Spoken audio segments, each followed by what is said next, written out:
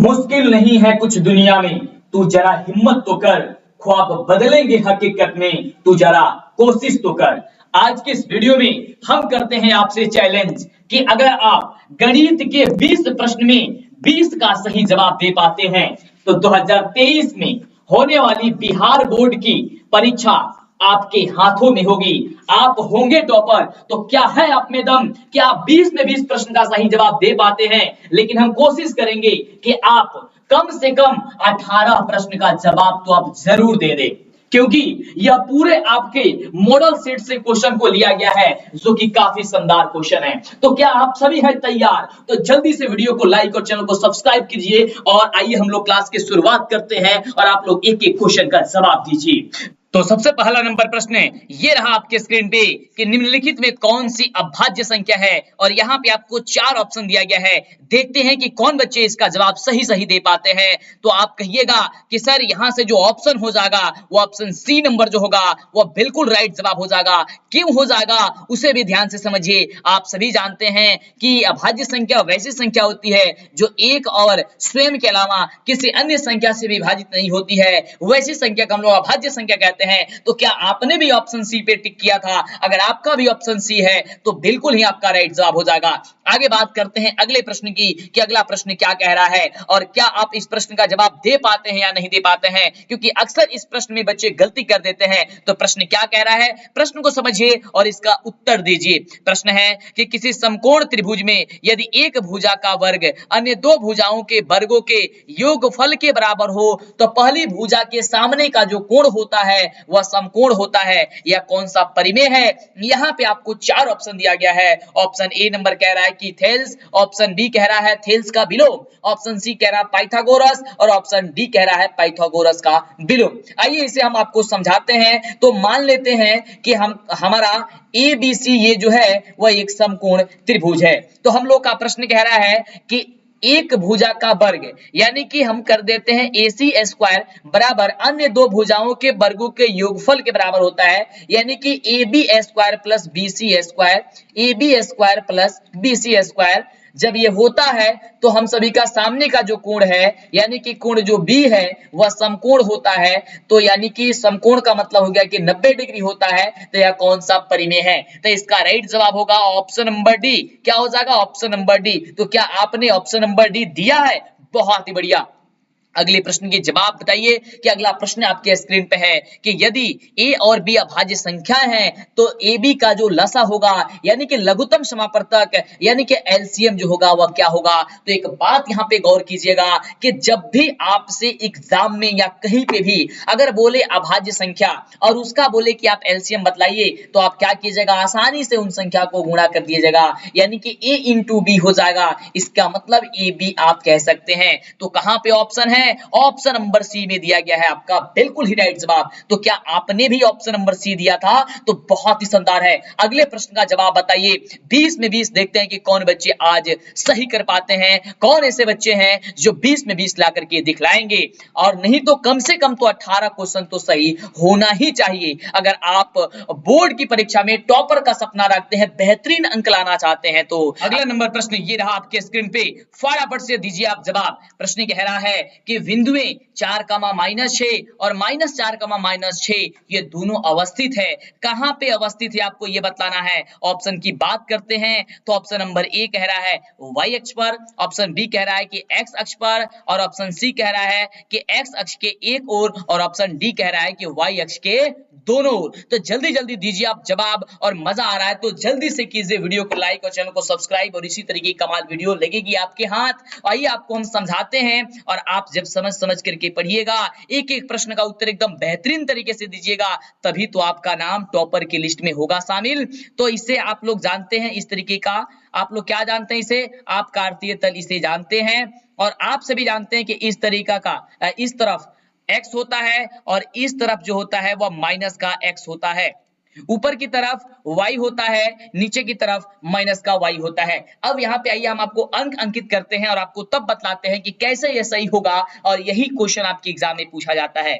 यहाँ पे मान लेते हैं 1, यहाँ पे 2, यहाँ पे 3, यहाँ पे 4, यहाँ पे 5 और यहाँ पे मान लेते हैं 6। उसी प्रकार से जब ये माइनस वाला है तो यहाँ पे मानेंगे -1, यहाँ पे मानेंगे -2, यहाँ पे मानेंगे -3, यहाँ पे मानेंगे -4, यहाँ पे -5 और यहाँ पे मान लेंगे हम लोग -6।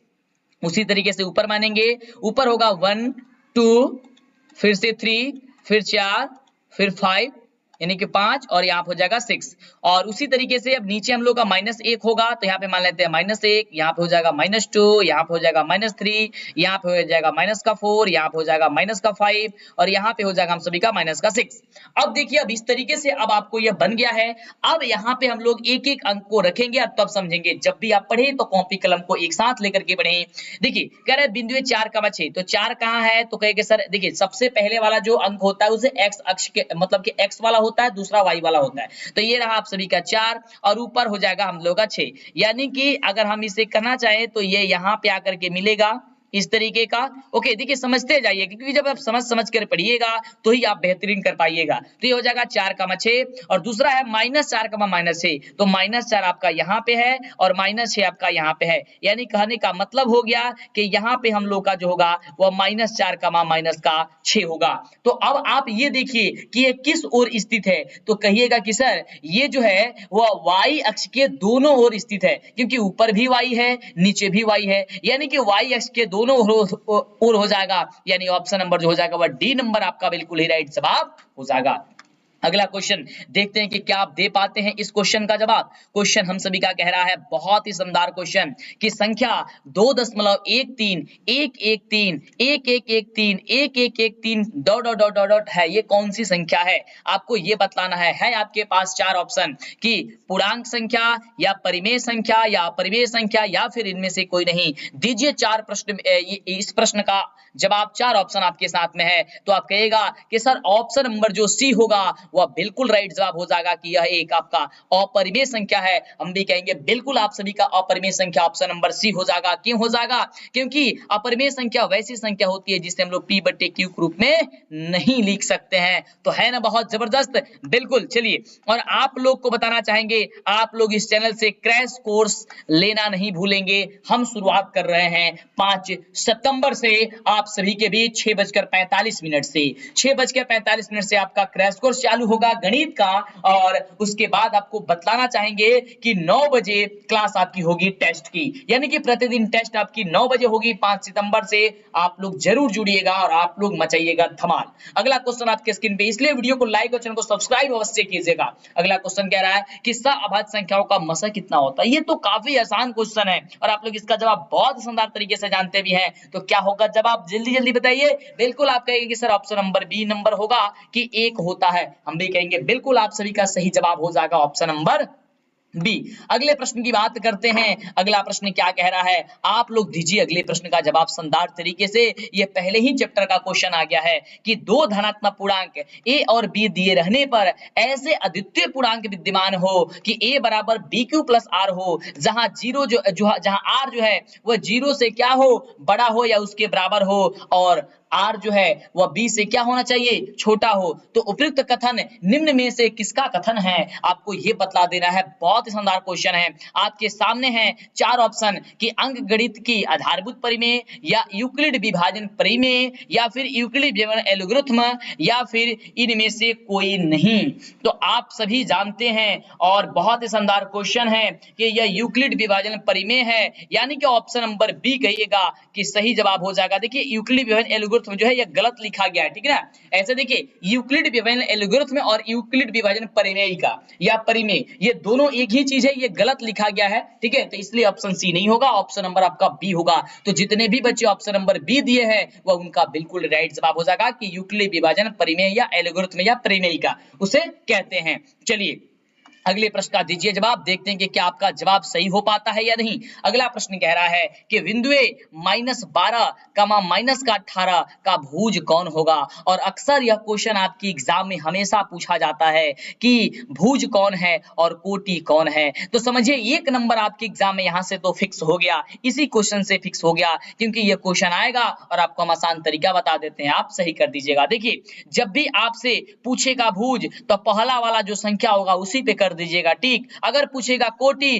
तो दूसरा वाला जो संख्या होगा उस पे कर दीजिएगा टिक। जैसे कि यहाँ पे भुज कह रहा है तो भुज क्या हो जाएगा, -12 हो जाएगा। क्या हो जाएगा, -12 हो जाएगा, यानी ऑप्शन नंबर हो जाएगा ए नंबर। तो क्या आप भी ऑप्शन ए नंबर दे रहे थे? अगर इसी तरीके के अगर आप भी जवाब दे रहे हैं तो बहुत ही शानदार है। अगर कोटि पूछता तो क्या होता, मतलब ये मेरे शेर -18 होता। चलिए आगे बात करते हैं अगले नंबर क्वेश्चन की। और इस क्वेश्चन का जवाब में तो बहुत सारे बच्चे गलती कर देंगे, आखिर ही क्वेश्चन ही जबरदस्त है। तो क्वेश्चन जब जबरदस्त है और इतना ही छोटा क्वेश्चन आपके एग्जाम में पूछा जाता है, क्वेश्चन है कि वाई अक्ष का समीकरण क्या होता है? बतलाइए, है दम आपके अंदर तो आप बतलाइए। अगर आप चाहते हैं बिहार बोर्ड की परीक्षा में जबरदस्त रिजल्ट लाना तो आपको जवाब तो देना ही होगा, क्योंकि सूर्य की तरह चमकने के लिए सूर्य की तरह जलना बहुत जरूरी होता है मेरे दोस्त। तो एक्स अक्ष का समीकरण क्या होता है? तो बिल्कुल आप कहिएगा कि सर एक्स अक्ष का जो समीकरण होता है, सॉरी माफ कीजिएगा, वाई अक्ष का समीकरण क्या होता है? तो एक्स बराबर 0 होता है। क्या होता है? एक्स बराबर हमेशा 0 होता है, इस बात को याद रखिएगा। वाई अक्ष का समीकरण एक्स बराबर 0 होता है और एक्स अक्ष का समीकरण y बराबर 0 होता है, इस बात को याद रखिए। तो क्या आपने भी ऑप्शन नंबर बी सही किया है? तो अगर आपने भी ऑप्शन नंबर बी सही किया है तो बिल्कुल राइट जवाब है। आप जरूर काउंट करते जाइए कि आप कितने प्रश्न का बिल्कुल सही जवाब दे पा रहे हैं। अगला प्रश्न आपके स्क्रीन पे है और प्रश्न कह रहा है कि किसी तल में एक बिंदु के स्थान निर्धारण के लिए कितने लंबिक रेखाओं की आवश्यकता होगी? मान लीजिए कि एक तल है और इसमें हमें किसी बिंदु को निर्धारित करना है, तो आपको बताना है कि कितने रेखाओं की जरूरत पड़ेगी। तो आप कहिएगा कि सर 2 रेखाओं की जरूरत पड़ेगी, है ना? तो बिल्कुल आपका ऑप्शन हो जाएगा बी नंबर। क्या हो जाएगा? B number. तो अगर आपने भी ऑप्शन बी नंबर दिया है तो आपका भी सही जवाब है। अगर आपने ऑप्शन बी नहीं दिया है तब तो आपका गलत हो गया, लेकिन कोई दिक्कत नहीं, यहाँ पे गलती होती है तो कोई आपको परेशान नहीं होना है, धीरे धीरे सब कुछ सही होते चला जाएगा, लेकिन कोशिश कीजिए कि आप लोग सही जवाब दें। अगला क्वेश्चन, क्योंकि यह वीडियो आपके लिए चैलेंजेबल वीडियो है, आपसे हम चैलेंज किए हैं कि देखते हैं कि कौन मेरे शेर 20 में 20 या 18 प्रश्न का सही जवाब दे पाते हैं। अगला क्वेश्चन है कि एक क्षैतिज और दूसरी ऊर्ध्वाधर रेखाओं को प्रतिच्छेद करने वाले बिंदु को क्या कहते हैं? एक क्षैतिज और एक ऊर्ध्वाधर रेखाओं को प्रतिच्छेद करने वाले जो बिंदु होता है यहाँ, जिसे हम लोग 0,0 कहते हैं, इसे क्या कहते हैं बताइए? तो कहेगा कि सर इसे हम लोग कहते हैं, क्या कहते हैं? जल्दी से कमेंट बताइए। तो कहेगा कि सर इसे मूल बिंदु कहते हैं। तो बिल्कुल मूल बिंदु कहां पे ऑप्शन दिया गया है? ऑप्शन नंबर ए में दिया गया है। आपका ऑप्शन नंबर जो ए होगा वो आपका राइट जवाब हो जाएगा। है ना बड़ी मजेदार क्वेश्चन? और इसी तरीके के क्वेश्चन है और यही सभी क्वेश्चन आपके सीधे एग्जाम में टकराता है और क्वेश्चन पूछा जाता है। नहीं विश्वास है तो आप क्वेश्चन बैंक उठा करके देखिए, क्वेश्चन बैंक में सारा चीज दिया गया है। प्रीवियस ईयर का क्वेश्चन पेपर देखिए कि कैसा कैसा क्वेश्चन उसमें पूछा जाता है। अगला क्वेश्चन है कि निर्देशांक अक्ष तल जो है वह 4 भागों में विभाजित कर देती है, तो प्रत्येक भाग को हम लोग क्या कहते हैं? ये निर्देशांक जो तल होता है, जो अक्ष होता है, ये 4 भाग में 1 2 3 और ये 4 भाग में विभाजित कर दिया है। इन चारों भाग को हम लोग क्या कहते हैं? तो आप सभी जानते हैं और जल्दी जल्दी कमेंट कीजिए कि इसे हम लोग चतुर्थांश कहते हैं या फिर इसे क्या कहते हैं? पाद कहते हैं। पाद या चतुर्थांश, जहां पे भी ऑप्शन होगा उसे आप लोग कर दीजिएगा टिक। वीडियो में मजा आ रहा है तो पहले लाइक करो, आगे बढ़ने से पहले वीडियो को लाइक कीजिए, फटाफट से पहले तो लाइक कीजिए और दोस्तों में शेयर करना नहीं भूलिएगा। जल्दी से कीजिए, चैनल को सब्सक्राइब कर लीजिए जिससे कि आपको आगे से वीडियो मिला करे। चलिए आप लोग सभी लोग कर दिया ना? बिल्कुल तैयार हैं आगे प्रश्न का जवाब देने के लिए? बिल्कुल आप लोग तैयार हैं। तो चलिए अगला प्रश्न ये रहा आपके स्क्रीन पे और देखते हैं कि क्या आप इस प्रश्न का जवाब सही दे पाते हैं या नहीं, क्योंकि क्वेश्चन कह रहा है कि अंक गणित के आधारभूत परिमेय किस गणितज्ञ ने प्रतिपादित किया था? और आपके सामने है 4 ऑप्शन कि आर्यभट्ट ने या यूक्लिड ने या गॉस ने या फिर इनमें से कोई नहीं। तो आप कहिएगा कि सर ऑप्शन नंबर जो होगा वह सी नंबर गॉस होगा, यानी ऑप्शन सी आपका राइट जवाब हो जाएगा। तो क्या आपने भी ऑप्शन सी नंबर दिया है? तो समझिए आपकी तैयारी जबरदस्त है और आपको थोड़ी सी बस डेली मेहनत करने की जरूरत है। चलिए आगे बात करते हैं अगले क्वेश्चन की। अगला है क्वेश्चन कि एक परिमेय संख्या और एक अपरिमेय संख्या का योग या अंतर क्या होती है? ये तो बड़ा ही शानदार क्वेश्चन है। मान लीजिए कि कोई परिमेय संख्या 4 है और इसमें एक अपरिमेय संख्या का योग कर देते हैं, यानी कि √3 कर देते हैं। ये कौन सी संख्या हो गई? तो कहेंगे सर ये अपरिमेय संख्या हो गई। अगर इसी तरीके से मान लीजिए कि 3 जो है एक परिमेय संख्या है और यहाँ पे घटा देते हैं √5 को, यानी कि अंतर कर देते हैं। देखिए अंतर का मतलब घटाव होता है, और योग का मतलब जोड़ होता है। तो आप कहिए कि सर ये भी संख्या जो अपरिमेय हो जाएगी, यानी कि एक अपरिमेय संख्या, ऑप्शन हो जाएगा बी नंबर। तो क्या ऑप्शन बी नंबर आप भी दे रहे थे? तो अगर बी नंबर ऑप्शन दे रहे थे तो बिल्कुल ही आपका राइट जवाब होगा। अगले प्रश्न की बात करते हैं और यही सभी प्रश्न आपके एग्जाम में पूछे जाते हैं। जिन बच्चों को नहीं आ रहा है समझ में कि यह क्वेश्चन कैसे बनेगा, कैसे आपका सही जवाब हो जा रहा है, कैसे किसी बच्चों का सही जवाब हो रहा है, कैसे किसी बच्चों का गलत जवाब हो जा रहा है, तो अगर आपसे भी गलत जवाब हो रहा है तो परेशान मत होइए, हमारा क्रैश कोर्स का क्लास कीजिए बिल्कुल फ्री यूट्यूब पे, आप लोग इसी चैनल पे कर लीजिए, आपकी शानदार तैयारी हो जाएगी और एक भी क्वेश्चन उसके बाद से नहीं छूटेगा। अगला क्वेश्चन, इसके लिए बस छोटी सी काम करना होगा, चैनल को सब्सक्राइब नहीं किया तक कर लीजिए ताकि आपको डेली वीडियो मिला करे। अगला क्वेश्चन है कि रैखिक बहुपद के शून्यकों की संख्या क्या होती है? तो आप सभी तो जानते ही हैं कि रैखिक बहुपद की शून्यकों की संख्या 1 होती है। तो क्या आपने भी ऑप्शन बी पे टिक किया है? तो बिल्कुल सही जवाब है। चलिए आगे करते हैं बात अगले क्वेश्चन की, और अगला क्वेश्चन ये रहा आपके स्क्रीन पे, और प्रश्न कह रहा है कि 2x² - 3x - 5 का एक शून्यक कौन सा होगा? ये तो बड़ा ही अजीब क्वेश्चन आ गया। काफी बच्चे कहेंगे कि इसका जवाब क्या होगा, तो जल्दी जल्दी कॉपी निकालो और इसे सॉल्व करो, बतलाओ कि इसका जो जवाब होगा वह क्या होगा। सबसे पहले बतलाना चाहेंगे कि जब भी शून्यक निकालना हो तो उसके बराबर सब जो भी समीकरण दिया गया हो उसके बराबर आप लोग 0 कर लीजिएगा। जैसे कि 2x² माइनस का 3x - 5 दिया गया है, इसके बदले हम लोग मान लेते हैं 0। अब आप लोग क्या जानते हैं कि पहले वाले पद से तीसरे वाले पद में गुणा किया जाता है, तो 2x² में -5 से गुणा करेंगे तो हो जाएगा माइनस का 10x²। क्या हो जाएगा? माइनस का 10x² हो जाएगा। अब इस 10x² को इतने अच्छे प्रकार से, इतने अच्छे तरीके से इसको हम लोग को बांटना होता है कि यह बीच वाले मान के बराबर हो जाए, ठीक ना? क्या करना होता है? ये बीच वाले मान के बराबर हो जाए और जब हम लोग गुणा करें तो ये संख्या प्राप्त हो जाए। तो अगर आप लोग देखिएगा ध्यान से, तो 2x² और -5x और +2x अगर हम कर देते हैं, -5 बराबर 0, तो देखिए -5x और 2x कितना हो जाएगा? तो -3x आ गया कि नहीं आ गया? अब देखिए, और -5x में 2x से गुणा कीजिएगा तो 5 दूनी 10 और x में x कीजिएगा 10x² और माइनस तो माइनस, यानी कि 10x² हो गया। अब आप कहिए सर ये कैसे आपने ला दिया? तो देखिए इसी के लिए तो दिमाग आपको लगाना है, क्योंकि आपने देखिए आप 8वीं में भी पढ़े होंगे इस सवाल के बारे में, 9वीं में भी पढ़े होंगे और 10वीं में भी यह क्वेश्चन आ चुका है। कुछ नहीं करना, एक बार और समझिए जिनको समझ नहीं आया है, ये पहले वाले पद से अंतिम वाले पद में गुणा कर लीजिएगा, जितना भी आएगा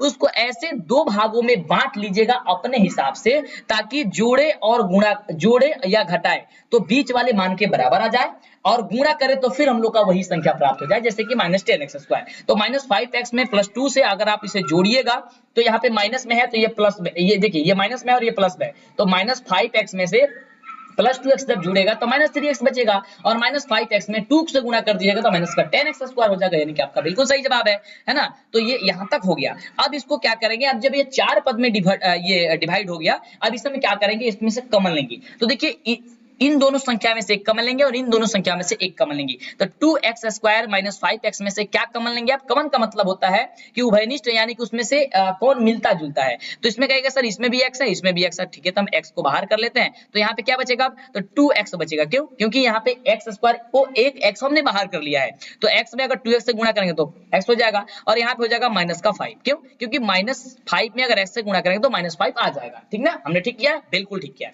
अब उसी तरीके से यहाँ पे प्लस हो जाएगा। अब यहाँ पे इन दोनों संख्या में से क्या हम लोग कॉमन लें? तो कहेंगे सर इसमें ना, इसमें x है लेकिन इसमें x तो है नहीं, इसमें 2 है तो इसमें 2 है नहीं, तो क्या कॉमन हो सकता है? तो कॉमन हो सकता है 1, क्योंकि 1 इसमें भी आ सकता है, 1 इसमें भी आ सकता है, तो हम लोग 1 करते हैं और इसको कर देते हैं हम लोग कॉमन, तो यहाँ पे हो जाएगा फिर 2x - 5 बराबर हो गया 0। अब ये वाला और ये वाला एक पद हो जाएगा, यानी कि x + 1 हो गया, और इन दोनों में से एक पद हम लोग ले लेंगे, यानी कि 2x - 5 दोनों है तो इसमें से एक ले लेंगे, बराबर हो गया 0। अब जब हम लोग क्या करेंगे कि x + 1 बराबर 0 करेंगे तो x का वैल्यू क्या आएगा? -1 आएगा। तो क्या देखिए यहाँ पे कहीं -1 दिया गया था? बिल्कुल दिया गया था, ऑप्शन नंबर बी, तो आपका हो जाएगा सही जवाब ऑप्शन नंबर बी। तो क्या आपने भी ऑप्शन नंबर बी जवाब दिया था? तो बिल्कुल ही राइट जवाब हो जाएगा।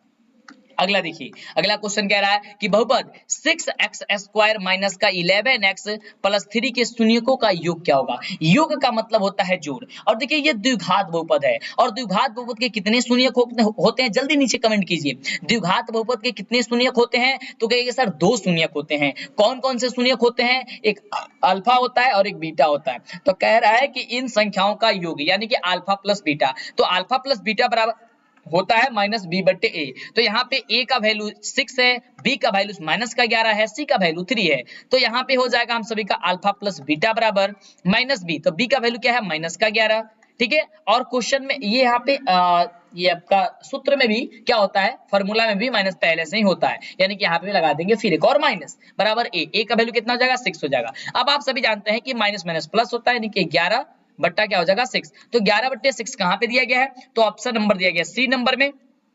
तो आप सभी का जो जवाब हो जाएगा वह सी नंबर आपका सही जवाब हो जाएगा 11 बट्टे 6। यहाँ पे देख लीजिए ऑप्शन है 11 बट्टे 6, क्या हो जाएगा 11 बट्टे 6 हो जाएगा। क्या आपने इसका सही जवाब दिया, बिल्कुल। चलिए आगे बात करते हैं अगले नंबर क्वेश्चन की। अगला क्वेश्चन कह रहा है आपके स्क्रीन पे कि निम्नलिखित व्यंजकों में कौन एक चरमी बहुपद है। अब यहाँ पे समझने वाली बात ये है कि ये कह रहा है एक चरमी बहुपद, और एक चरमी बहुपद कौन होगा। यहाँ पे दिया गया आपको 4 ऑप्शन, क्या आपका इसका जवाब, क्या आप लोग का इसका जवाब सही हो सकता है, तो हो सकता है तो जल्दी जल्दी बताइए, और क्या होगा इसका सही जवाब। तो एक चरमी बहुपद कहने का मतलब हो गया कि देखिए चर का मतलब होता है एक्स वाई जेड या ए बी सी, इसी तरीके इसको हम लोग कहते हैं चर, यानी कि ABCD में जो भी अक्षर आता है उसे हम लोग कहते हैं चर, ठीक ना। चलो, तो चर का मतलब एक चर में, यानी कि या तो ए होना चाहिए, नहीं तो बी होना चाहिए, नहीं तो एक्स होना चाहिए, नहीं तो वाई होना चाहिए, नहीं तो जेड होना चाहिए, मैंने कोई एक एक होना चाहिए। तो देख रहे हैं ऑप्शन नंबर ए में ही है, तो क्या आपका ऑप्शन नंबर ए आप लोग सही दे रहे हैं, बिल्कुल सही दे रहे हैं। ऑप्शन नंबर हो जाएगा ए नंबर। क्यों, क्योंकि देखिए केवल इसमें वाई है, वाई के अलावा कोई दूसरा चर नहीं है। इसमें देखिए इसमें एक्स भी है, वाई भी है, जेड भी, तो ये तो होगा नहीं। इसमें पी है और क्यू है, ये तो होगा नहीं। इसमें एक्स वाई टी है, ये भी होगा नहीं, यानी ऑप्शन हो जाएगा ए नंबर, बिल्कुल ही राइट जवाब। चलिए अब बात करते हैं हम लोग अगले क्वेश्चन की कि अगला क्वेश्चन क्या कह रहा है। अगला क्वेश्चन ये रहा आपके स्क्रीन पे, और क्वेश्चन कह रहा है कि निर्देशांक अक्ष के क्षैतिज रेखा को क्या कहते हैं। ये बड़ा ही शानदार क्वेश्चन आपके स्क्रीन पे आ गया, और देखते हैं कि क्या आप लोग इसका सही जवाब दे पाते नहीं। तो क्षैतिज रेखा को हम लोग क्या कहते हैं, तो एक्स अक्ष कहते हैं। क्या कहते हैं, एक्स अक्ष कहते हैं। तो क्या आपने भी ऑप्शन नंबर ए पे टिक किया है, तो बिल्कुल आपका सही जवाब हो जाएगा ऑप्शन नंबर ए। अब बात करते हैं लास्ट क्वेश्चन की, और लास्ट क्वेश्चन है 20वां नंबर क्वेश्चन, बड़ा शानदार क्वेश्चन, और देखते हैं कि क्या आप लोग का इसका जवाब सही हो पाता है या नहीं। और आप लोग नीचे हमें कमेंट करके बताइए कि कौन ऐसे बच्चे हैं जिनका रिजल्ट जो है वह 20 में 20 आया है, वह 20 में 20 सही करके जवाब दिखा पाए हैं। तो जल्दी से देखिए, ध्यान दीजिएगा, और बहुत ही अनोखी बात आपको बतलाने वाले हैं। वीडियो के अंतिम में इस क्वेश्चन को बतला लेने दीजिए। चलिए, तो क्वेश्चन है कि यदि 3 थीटा बराबर 90 डिग्री दिया गया हो तो cos थीटा क्या होगा। सबसे पहले तो यहाँ पे थीटा का वैल्यू निकालना है। देखिए यहाँ पे दिया गया 3 थीटा बराबर 90 डिग्री, तो थीटा बराबर हम लोगों का क्या हो जाएगा 90/3, यानी कि 30 डिग्री। तो यहाँ पे थीटा का मतलब हो गया 30 डिग्री। हम लोग का क्वेश्चन पूछ रहा है cos थीटा, तो cos थीटा का मतलब हो गया यहाँ पे 30, ठीक है। तो 30, तो cos 30 डिग्री का वैल्यू होता है √3/2। क्या होती है √3/2। तो √3/2 कहाँ पे दिया गया है, ऑप्शन नंबर ए में दिया गया है। तो आपका ऑप्शन नंबर क्या हो जाएगा ए नंबर, बिल्कुल राइट जवाब हो जाएगा। तो इस तरीके से आपका अगर ऑप्शन नंबर ए सही था, ए दिए थे, तो आपका सही जवाब हो जाएगा। अब आइए बताते हैं आपको अनोखी बात। तो आपको हम बतलाना चाहेंगे कि आपकी तैयारी इस साल किस तरीके से हो रही है। तो 5 सितंबर से हम आपकी क्रैश कोर्स लॉन्च कर रहे हैं। तो 5 सितंबर से आप 6:45 से जुड़ना नहीं भूलेंगे। शाम को 6:45 से 9 बजे से इसी चैनल पे आपका जो होगा वह लाइव टेस्ट होगा। तो लाइव टेस्ट आप देना नहीं भूलेंगे, जरूर आप टेस्ट दीजिएगा। दूसरी खास बात यह है कि आप हमारे टेलीग्राम से जुड़ जाइए, जल्दी से आप जाइए, नीचे डिस्क्रिप्शन में लिंक दिया गया है, या लिखिए DLS एजुकेशन ऑफिशियल, तो आएगा DLS एजुकेशन ऑफिशियल, और उसे आप ज्वाइन हो जाइए मेरी टेलीग्राम से। नीचे डिस्क्रिप्शन में सबका लिंक दिया गया है, और आप लोग शानदार तैयारी कीजिए। वहीं पे आपको PDF नोट्स धीरे धीरे प्रोवाइड अब किया जा रहा है, क्योंकि अब आपके एग्जाम में काफी कम समय बचा हुआ है। अगर आप इस वीडियो को काफी लंबे समय के बाद देख रहे हैं तो समझिए आपका क्रैश कोर्स और सब चीज चल रहा है, चालू हो चुका है। तो जल्दी से आप लोग ज्वाइन कीजिए, तैयारी कीजिए, और आप लोग मस्ती कीजिए। तो फिर मिलते हैं इसी तरह कमाल वीडियो के साथ नेक्स्ट वीडियो में। वीडियो को लाइक और चैनल सब्सक्राइब अवश्य कीजिएगा, इस चीज को भूलना नहीं है। मां सरस्वती आपको सफलता जरूर देंगी।